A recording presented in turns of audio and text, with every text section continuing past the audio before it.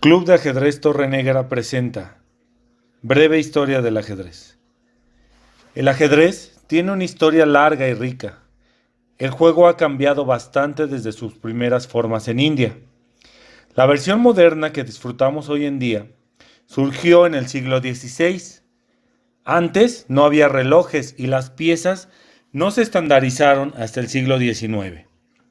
El ajedrez tal y como lo conocemos hoy nació a partir del juego indio chaturanga, antes del siglo VII. Tras llegar a Europa occidental en el siglo XVI, evolucionó a lo que ahora conocemos como ajedrez. Uno de los primeros maestros del juego fue un clérigo español llamado Ruy López. Aunque no inventó la apertura que lleva su nombre, la analizó en un libro que publicó en 1561. Esa apertura es la apertura española. La teoría del ajedrez avanzó a pasos de tortuga hasta mediados del siglo XVIII.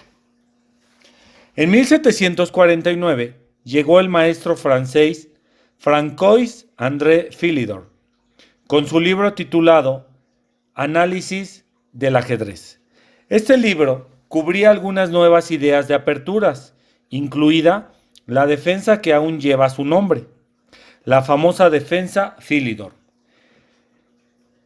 Una técnica de final de partida que todavía se usa hoy en día. La famosa frase de Philidor de que los peones son el alma del ajedrez se introdujo por primera vez en este libro.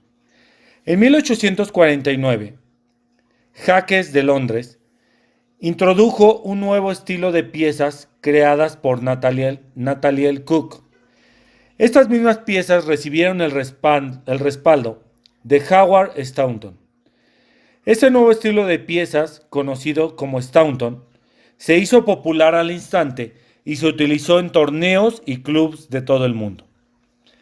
Las piezas Staunton y pequeñas variaciones de las mismas todavía se consideran el estándar para los sets de ajedrez en todo el mundo. En el siglo XIX también marcó la introducción de los relojes de ajedrez. Antes de que los relojes de ajedrez se convirtieran en la norma, una sola partida podría durar hasta 14 horas. Con la estandarización de los sets de ajedrez y la introducción de los relojes de ajedrez, se estableció el equipo necesario para partidas y torneos modernos. El propio ajedrez se desarrolló mucho en el siglo XIX. Durante esta era de ataque en el ajedrez, apareció en escena el jugador estadounidense Paul Morphy. Morphy fue la encarnación de todas estas ideas de ataques románticas y agresivas. Durante su gira por Europa, Morphy derrotó a todos los jugadores importantes del mundo, excepto a Howard Staunton, que ya había pasado su mejor momento y no aceptó el desafío de Morphy. Morphy fulminó a Adolf Andersen, Louis Paulsen, Daniel Harwitz y muchos otros maestros de la época. Wilhelm Steinitz nunca jugó contra Morphy, quien se había retirado del juego cuando Steinitz saltó a la fama. Las teorías de Steinitz sobre el juego todavía están muy presentes hoy, especialmente su desdén por el juego agresivo. Steinitz inicialmente no tenía rival en este tipo de juego posicional y lo usó para convertirse en el primer campeón mundial oficial en 1886. Steinitz retuvo el título de campeón mundial hasta 1894, cuando Emanuel Lasker lo derrotó de manera convincente con un 10-5. La revancha 3 años después fue aún más desigual. Lasker ganó 10-2. Lasker ostentó el título durante 27 años. Con mucho, es el reinado más largo que cualquier campeón mundial de ajedrez haya tenido. La década de 1920 era la de ocupar el centro del tablero durante la apertura, generalmente con peones. Las aperturas más comunes eran la Ruy López, la Yukono Piano, el gambito de dama, la defensa francesa y la de 4 caballos. José Raúl Capablanca derrotó a Lasker en 1921 y se convirtió en el tercer campeón mundial. Su habilidad para el final de las partidas se consideraba la mayor que el mundo había visto. Aún hoy, los mejores módulos de ajedrez encuentran muy pocos errores en la técnica final de partidas de Capablanca. Aunque solo ostentó el título de campeón mundial durante 6 años, a Capablanca todavía se le considera uno de los mejores jugadores de todos los tiempos. En la década de 1920 apareció una nueva escuela del pensamiento del ajedrez de alto nivel, el hipermodernismo. La idea principal es controlar el centro con piezas menores, en lugar de ocuparlo solo con peones. Estas nuevas ideas destacaron en las partidas y teorías de la nueva generación de los mejores talentos: Aaron Nimzowitsch, Efim Bogolyubov, Richard Retry y Ernest Grunfeld. En este periodo se formaron nuevas aperturas y esquemas de desarrollo.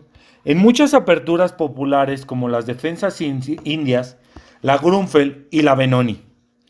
Quizás la apertura más hipermoderna de todas es la defensa Alekhine, llamada así por el cuarto campeón del mundo, Alexander Alekhine.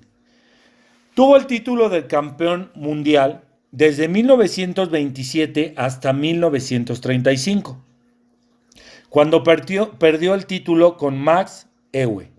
Alekhine ganó el match de vuelta en 1937 y mantuvo el título hasta su muerte en 1946. Es el único campeón mundial de ajedrez que falleció en posesión del título.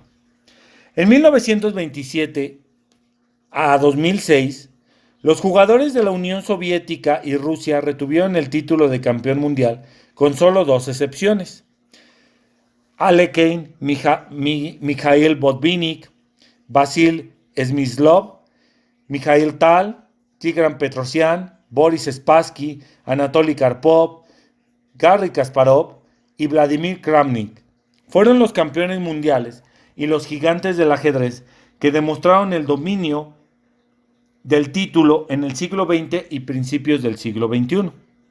Después de Alekhine, Mikhail Botvinnik se convirtió en el siguiente campeón mundial al ganar el campeonato mundial en 1948. Este evento fue notable, pues fue la primera vez que la FIDE supervisó el evento del campeón del mundo, algo que todavía hace al día de hoy.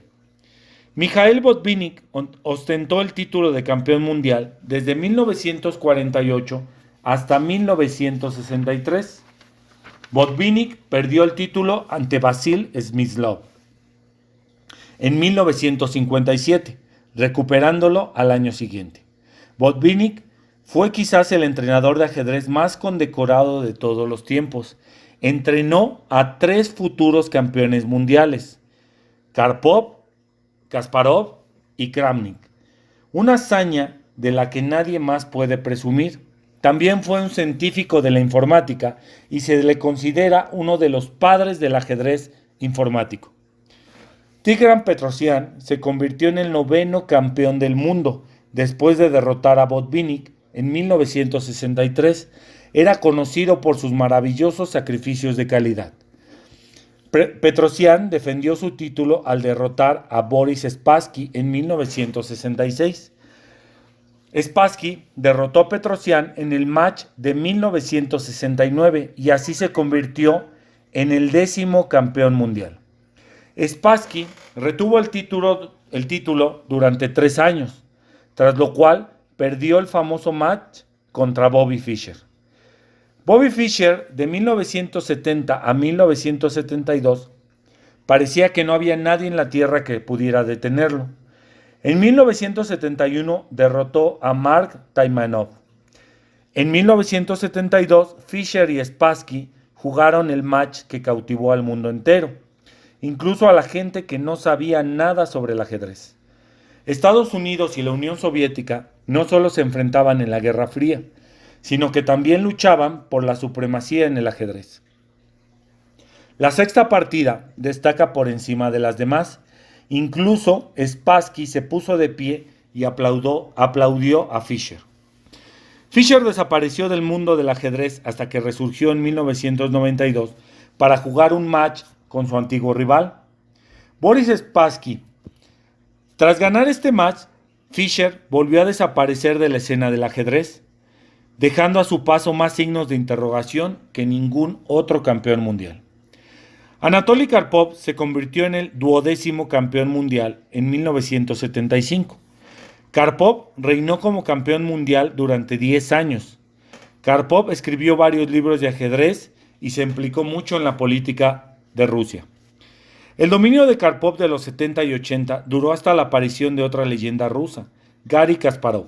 En 1984, estas dos leyendas del ajedrez jugaron un total de 144 partidas por el título del campeón mundial. 104 fueron tablas, Kasparov logró 21 victorias y Karpov 19. Esto nos habla de lo parejo que es el ajedrez. Kasparov retuvo el título durante 15 años, el segundo reinado más largo después de los 27 de Lasker. La teoría del ajedrez había avanzado mucho entre principios del siglo XX y finales del siglo XX. Debido a la evolución de la teoría del ajedrez, Kasparov no solo tuvo más rivales de clase mundial, sino que eran rivales considerablemente más fuertes en comparación a los de Lasker. Vladimir Kramnik lo destronó en el año 2000.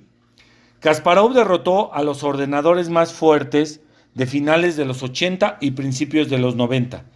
En varios matches muy publicitados, finalmente fue derrotado por la supercomputadora Deep Blue en 1997. Esa fue la primera vez que una computadora derrotó a un campeón mundial de ajedrez. Kasparov escribió varios libros fantásticos sobre el ajedrez.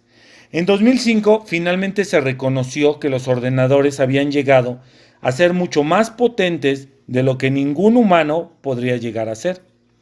Hoy los ordenadores más fuertes compiten en sus propios campeonatos mundiales y el actual campeón mundial de ordenadores es Comodo. Hoy en día, casi todos los ajedrecistas usan módulos de ajedrez, incluido el actual campeón mundial Magnus Carlsen.